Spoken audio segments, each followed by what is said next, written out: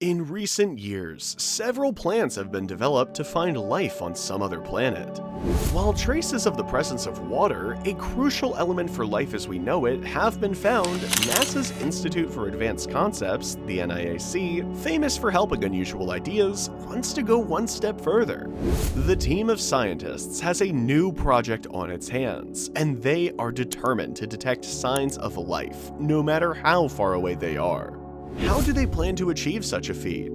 Does the NIAC have the full support of NASA and other government sectors? We'll find out all that and more in today's article, but before we begin, a word of clarification. Although the NIAC is a part of NASA, several of its projects have the financial and labor support of other US government agencies. That said, it's time to learn more about its goal of finding life on other planets.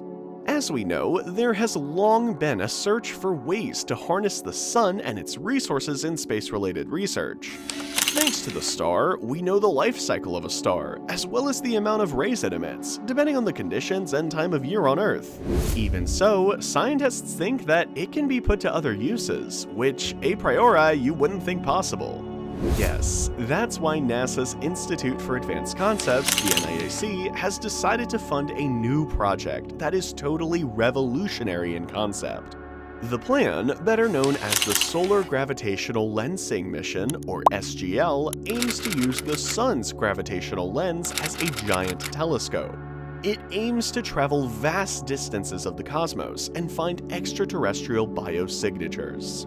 Famous for supporting outlandish ideas in the field of astronomy and space exploration, the NIAC is willing to support this plan, which, although it sounds like something out of a movie, seems feasible. Thanks to the latest scientific discoveries that have been made, the study published on the arXiv preprint server comments that, quote, "it is feasible with existing or actively developing technologies."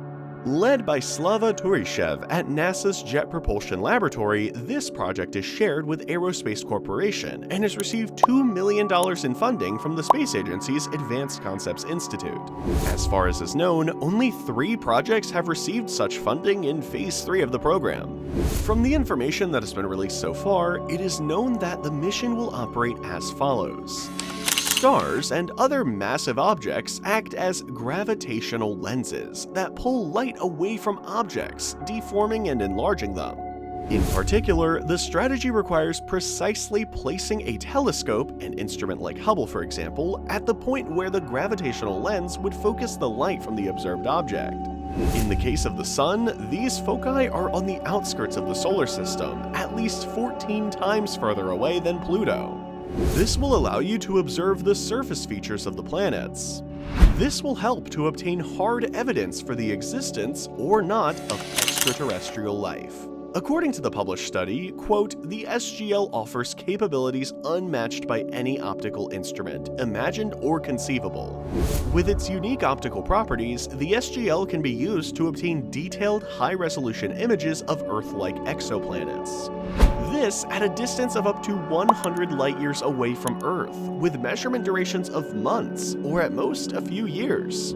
Although scientists have commented that there are still several technical challenges to overcome, several CUBE satellites are planned to be launched, whose function is to be mounted at the point where the solar gravitational lens is located. According to calculations, this journey could take up to 25 years, and when completed, the SGL will mark the point where the assembled satellites, the Sun and a distant exoplanetary target, will be in a straight line. By obtaining this, the Sun's gravitational field will amplify the light from the exoplanet as it passes by, and allow the observed satellites, far and wide, to reach their target. One of the problems faced in the project is the point that must form a straight line. This is between 550 to 1,000 astronomical units, and for those unfamiliar with the term, each unit is roughly equivalent to the average distance between the Earth and the Sun. If the calculations are correct, the distance to travel is tremendous, and much greater than the 156 AU that Voyager 1 has traveled in these 44 years. This in the words of Universe Today. To get there, the team has decided that the mission will consist of a 1-meter telescope, which will travel together with a sun shield and a solar sail thruster. Both objects will produce the necessary thrust by capturing solar radiation, and the solar radiation will perform the motion that wind-driven sails usually do. In simple terms, the sails will harness the small amounts of pressure generated by the sunlight radiation, gradually accelerating to impressive speeds. From some tests, the use of a gravitational impulse from the sun is known to be a proven method. However, there are still some doubts about the experiment, as the technology has never been used to cover such a long distance. According to Universe Today, the fastest man-made object in history is the Parker Solar Probe. That machine employs this technique, but at about 25 AU per year. The projected speed at which the SGL mission has to travel is not easy to calculate. Add to that a fleet of satellite spacecraft, and the mission becomes even more complicated. Even overcoming these hurdles, the team has said that, at best, it would take 25 to 30 years for a spacecraft to reach this location.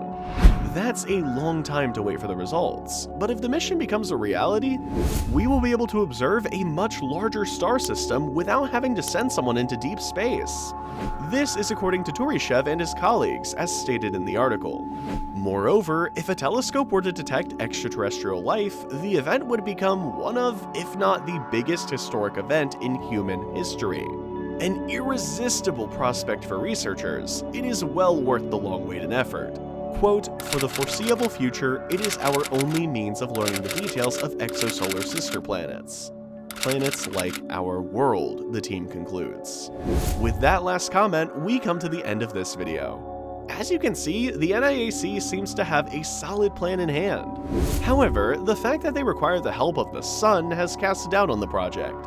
Will using the sun's gravitational lens really work, or will the idea end up as another attempt to contact an outside life? Comment on the video, and remember to add suggestions for the next content.